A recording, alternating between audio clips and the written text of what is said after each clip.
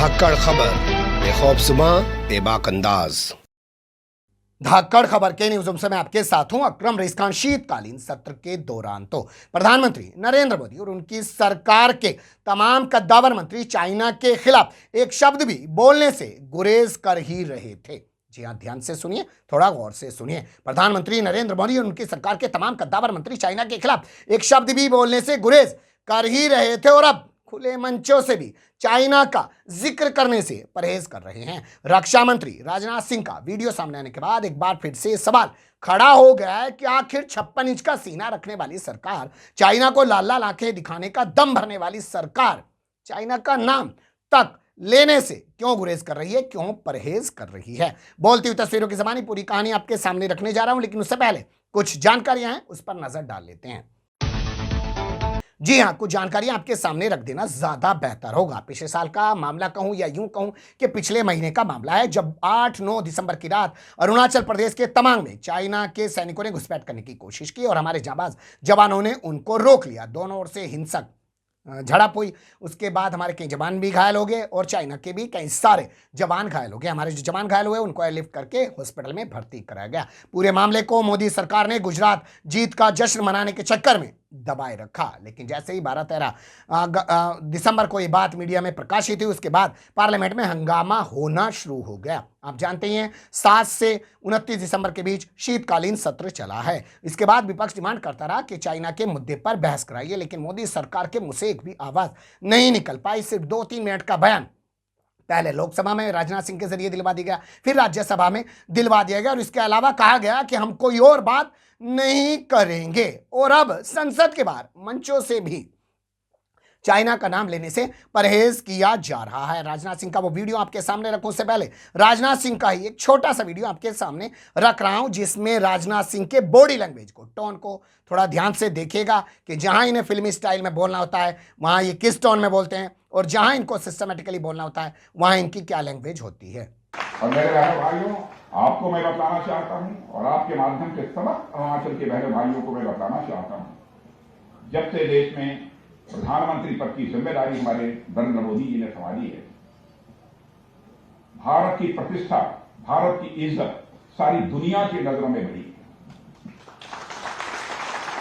पहले भारत अंतर्राष्ट्रीय मंचों पर कुछ बोलता था, दुनिया भारत की बातों को जितनी गंभीरतापूर्वक लेना चाहिए उतनी गंभीरतापूर्वक नहीं लेती थी, लेकिन आज यदि अंतर्राष्ट्रीय मंचों पर भारत कुछ बोलता है तो सारी दुनिया कान खोल कर सुनती है कि भारत बोल क्या रहा है।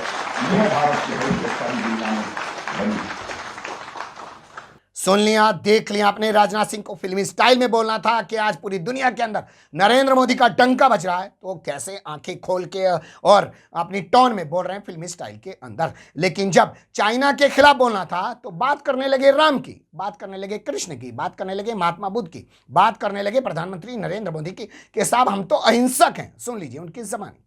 साथियों, बदलती दुनिया, बदलते समय और राष्ट्रों के बदलते इंटरेस्ट के मद्देनजर किसी भी राष्ट्र को अपने आप को सतर्क रखना एक बहुत बड़ी आवश्यकता है। दुनिया में आए दिन किसी न किसी प्रकार के कॉन्फ्लिक्ट की स्थिति, संघर्ष की स्थिति पैदा होती हुई दिखाई देती है।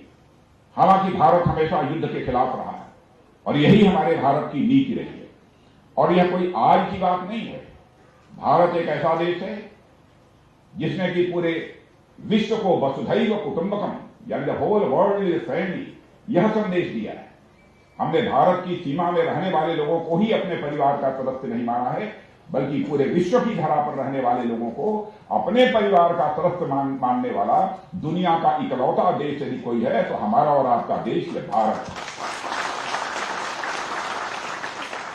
मैं आपको याद दिलाना चाहता हूं कि भगवान श्री राम ने हमें सिखाया है कि शस्त्र धारण किया जाता है तो शास्त्र अथवा धर्म व मर्यादा की रक्षा के लिए शस्त्र धारण किया जाता है।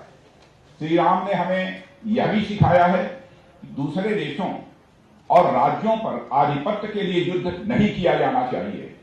लंका पर विजय पाने के बाद उन्होंने स्वयं राजा न बनकर न्याय संगत व्यवहार करते हुए विभीषण जो उन्हीं के उत्तराधिकारी थे उन्हीं को राजा बनाया था। भगवान बुद्ध ने भी हमें अहिंसा का ही पाठ पढ़ाया है। इसी महान विरासत के चलते भारत ने कभी भी कोई युद्ध अपनी तरफ से प्रारंभ नहीं किया और न ही किसी देश की 1 इंच जमीन पर भारत ने कभी कब्जा किया है। यदि कोई हमारी इस सदाशयता या शांति प्रियता को हमारी कमजोरी समझने लगे तो मैं उसे बताना चाहूंगा कि हम शांति के उपासक तो हैं ही, हम शक्ति के भी उपासक हैं।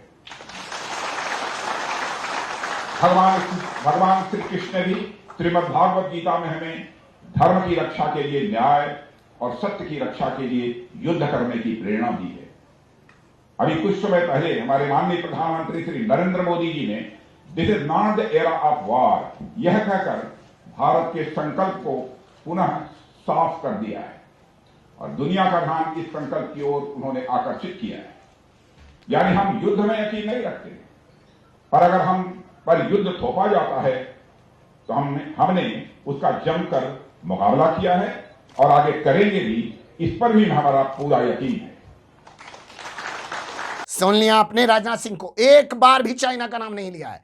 आज आप जानते ही हैं वो पहुंचे हुए हैं अरुणाचल प्रदेश के सियांग में। वहां पर उन्होंने 724 करोड़ की लागत से तैयार की गई 28 परियोजनाओं का उद्घाटन किया। ये योजनाएं तैयार की हैं BRO ने, बॉर्डर रोड ऑर्गेनाइजेशन है, ताकि जो इंफ्रास्ट्रक्चर अच्छे से तैयार हो जाए और आने जाने में जो हमारी तमाम फोर्सेज हैं उनको आसानी हो जाए। तो उन्हीं का उद्घाटन करने के लिए वहाँ पहुंचे थे। इनके साथ इस प्रोग्राम में अरुणाचल प्रदेश के मुख्यमंत्री और तमाम लोग मौजूद थे, लेकिन इन्होंने उस स्टाइल में करारा जवाब देने की कोशिश नहीं की। यही जवाब अगर किसी और देश को देना होता तो आप समझ सकते हैं कि कैसे दिया जाता, लेकिन यहाँ चाइना का नाम तक नहीं ले पा रहे। आखिर किस दबाव में काम कर रही है मोदी सरकार?